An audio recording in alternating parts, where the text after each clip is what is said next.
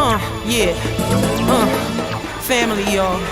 Just keep it tight, keep it tight, keep it tight. Oh, right. Yeah. Here we go, here we go.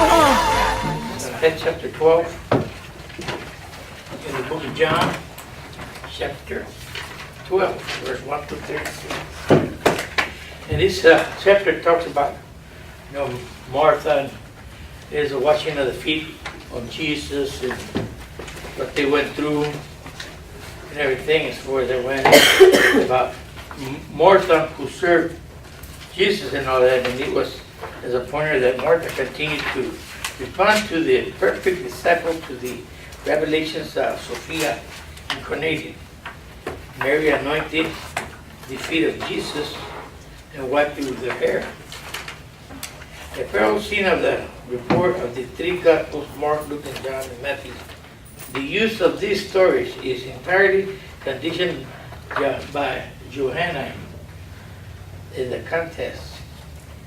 For the discussions, see the focus of Jesus' feet is unique to this tradition. Seeing it as a gesture of humility pointing forward to the foot working or foot washing, that is a pound of costly anointment of pure nard on the ointment nardos pistae. It's described, although beyond exact identification, in a modern fragrance highlight its costlessness, which that's one other perfume or with that fragrance that Martha had that Judas later on right here in this other field, you'll hear where he'll ask them, why is she holding on to this fragrance which is very expensive. And if we go on, we'll get into that. It says, its description, although beyond exact identification of a modern fragrance, highlighted the costlessness. At the house, it was filled with the fragrance of the ointment. The spreading of the odor of a symbol of the spreading message throughout the Gentile world. So, take this further, understanding the whole incident as a symbol of the Gentile church receiving the gospel's message. At the feet of Jesus, a message that fills the whole creation. Judah carried one of the disciples who was to betray him later on. As well as the contrast between actions of Mary and actions of Judah creates the association of Judah with the death of Jesus. Also hints Mary action towards the event. The perfume with the fragrance, it was like a 300. They call it the nervier. You might want to help me with that. The nervious was a day's paid wage, which make the ointment very expensive. Indeed, then leaving her alone. No, Jesus tells them that when Judas asks, why is she holding on to this? And why is she doing with that? And Jesus says, leave her alone. The purpose was that he and me should keep this for the day of preparation for my burial. The translation of the Greek Haina, translated Teresa Oro, not that. It's difficult to translate would be. So she might keep it for the preparation of my burial. Is Mary to keep this ointment for the anointing of Jesus after his death? If so, what grounds have Judas to complain of the ointment had not already been used? Leave her alone. This begins a new sentence with the Haina, which is given a strong measure in the purpose was that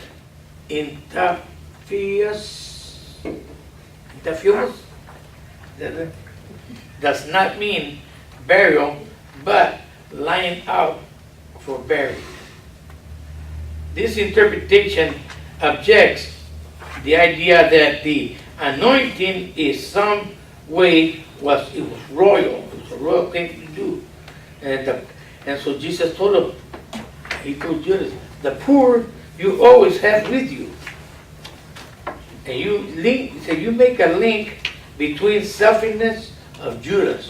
That's what he was linking to. He was being selfish because he wanted to know how come he didn't get also that perfume, which it was real costly. It was a very expensive perfume. And what it was, that Judas at the time, Judas would gather the money or save everything and take care of it or whatever. And he was like the bookkeeper or whatever that would keep all of that in mind. But then, like they were saying, he was a betrayer too on that, that. So they thought that he probably was pocketing some of that. But that's why he wanted that expensive perfume. And that's why he questioned that. And of course then Mary of the Jews were going away, many of the Jews were going away, believing in Jesus based on the resurrection of Lazarus. Their faith of people was still limited to the sign of faith. Some of the Jews didn't have that faith at all when he went to there. And with this here, then, when they found out of what Jesus did with Lazarus, say, this miracle could this man do, And so they wanted to listen more to Jesus and know more about it. And so a lot of them start following Jesus, which some of them still didn't have that faith yet to get. So he was leaving some behind that didn't have that faith. The commentator record that the action of the Jew leaving Judaism could to become disciples of Jesus. Jesus was coming to Jerusalem on the question of relationship between this account and the Sinaitic tradition. As always, there is little consensus. Options range from Markan to separate Johannine tradition. So they took palms of branches from the trees and they used it for sweeping or laying a path, making a path where they knew that Jesus was going to come through. So they took the big palms, swept the streets out, and they laid them on there to make a path where he could walk on. Only the fourth gospel does the crowd, only in the fourth gospel does the crowd welcome Jesus into Jerusalem, waving their palms. So this expression is primarily a petition, give salvation. However, it is understood as an acclamation. But Jesus found a young ass. This Greek particle indicates that Jesus' action or deliberated contrast to the acclamation. That's when Jesus was getting ready to go into Jerusalem. They found a young ass a coat, and he climbed on it and sat on there. He said, "Fear not, daughter of Zion." The question is very loose, and it is perhaps influenced in this scripture. Sitting on the ass coat, the Zechariah passage conveyed the idea of the Messiah who comes on a donkey rather than a war chariot.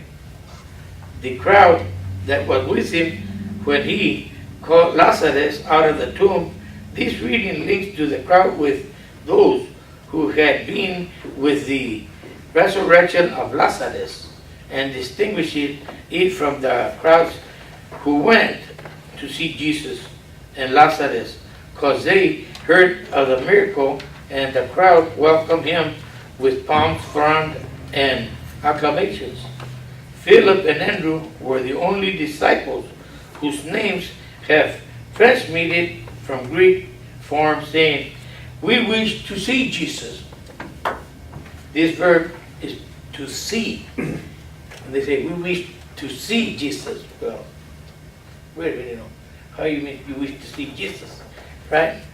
So the hour has come for the Son of Man to be glorified. Many commentators divided the following discourse into the three parts. Those who love their life translate life in sense of a person experiencing of life. As Jesus' motions enter into life, there shall my servant be also. Demands that servant be with their masters is not meaning suffering. Disciples being swept up in honor unite Father and Son. Whoever serves me, the Father will honor him. The promise of Jesus lies in a community coming to the grip with the physical reality of death, martyrdom that followed Jesus to the cross. Now is my soul troubled. Even in John, the cross had not lost human darkness. Death as departure directs to the disciples as the crowd later claims Jesus. Emotions is not for his own, but for the concern over the steadfast in the future of his disciples. Father assured my salvation from this hour.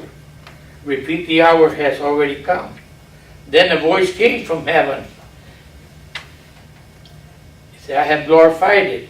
And the crowd said, that was thunder. And others said, it was an angel who has spoken to him.